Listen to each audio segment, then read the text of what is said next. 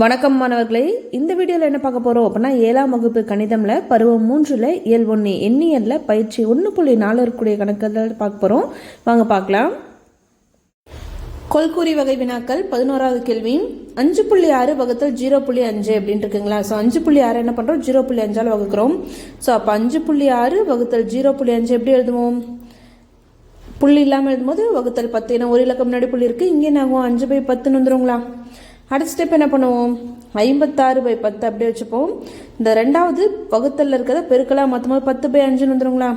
அப்போ 10 கேன்சல் ஆகிடும், மீதி என்ன இருக்கும் 56/5 இருக்கும். ஸோ இப்போ 5ஆல் என்ன பண்ணோம், 56 வகுக்கணும். 5 5 ஆகிடும், மீதி 6 கீழே இருக்கும். 6 பார்த்தீங்க அப்படின்னா I1 5 ஆகிடும், மீதி 1 இருக்கும். ஸோ புள்ளி வச்சு இங்கே 0 போட்டுப்போங்களா. ஸோ I2 10 வந்துடும்.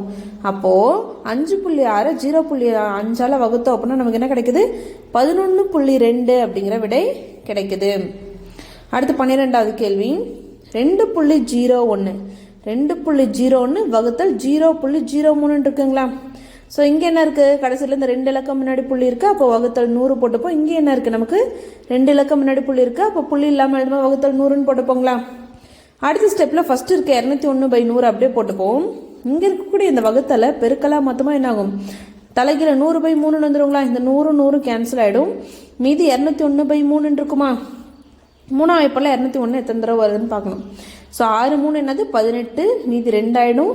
இந்த 1 கீழே இருக்கிறோம், 7 தடவை என்ன வரும் நமக்கு 21 வருங்களா. ஸோ அப்போ என்ன விடை கிடைக்குது, 67ன்னு கிடைக்குது. எது கிடைக்குது 67. அப்போ நமக்கு 67ன்னு இல்லை, 67.0 எதுக்கு சமம், 67க்கு சமம் தான். அப்போ ரெண்டாவது ஆப்ஷன் 67.0 தான் கரெக்டான விடை.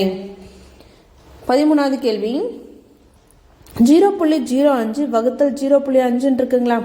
ஸோ இங்கே 2 இலக்கம் முன்னாடி புள்ளி இருக்குது, அப்போ /100ன்னு போட்டுப்போங்களா. இங்கே ஒரு இலக்கம் முன்னாடி புள்ளி இருக்குது, அப்போ /10ன்னு போட்டுப்போங்களா. அடுத்த ஸ்டெப்பில் என்ன பண்ணுவோம், 0.05ன்னா 5ன்னு தான் அர்த்தம். அப்போ 5/100 வகுத்தல் 5/10 இருக்கும். அடுத்த ஸ்டெப்பில் என்ன பண்ணுவோம், 5/100 ஃபஸ்ட்டு இருக்கிறத அப்படியே வச்சுப்போம். ரெண்டாவது இருக்கிறது இதை நம்ம பெருக்கலாம் மாற்றமோ தலைகீழ மாறிடும். அப்போ 10/5 வந்துடுங்களா. 10 இப்போ ஒரு 10 10 100 10 தடவை வரும். 5 5 என்ன ஆகிடும், கேன்சல் ஆகிடும். அப்போ மீதி என்ன இருக்கும் 1/10 இருக்கும். நமக்கு வகுத்தலில் 10 இருந்துச்சுன்னா மேலே இருக்க எண்ணெய் அப்படியே போட்டு கீழே எத்தனை 0 இருக்குன்னு பார்க்கணும். ஒரு 0 இருக்குன்னு கடைசியிலேருந்து ஒரு இலக்கம் முன்னாடி புள்ளி வைப்போங்களா. அப்போ நமக்கு 0.1 அப்படிங்கிற விடை கிடைக்குது. அப்போ ஆப்ஷன் 2 0.1 தான் சரியான விடை.